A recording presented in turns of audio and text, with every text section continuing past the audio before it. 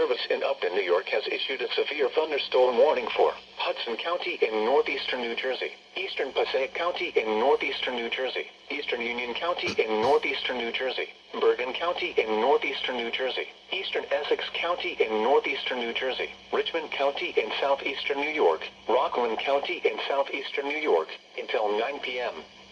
At 8:31 p.m., severe thunderstorms were located along a line extending from near Sloatsburg to near Bloomfield to Perth Amboy, moving east at 35 miles per hour. Hazard, 60 miles per hour wind gusts. Source, radar indicated. Impact, expect damage to trees and power lines. Severe thunderstorms will be near Newark and Patterson around 8:35 p.m. Jersey City and Bayonne around 8:40 p.m. Hoboken and Hackensack around 8:45 p.m. Tappan and Fort Lee around 8:50 p.m. For your protection, move to an interior room on the lowest floor of a building.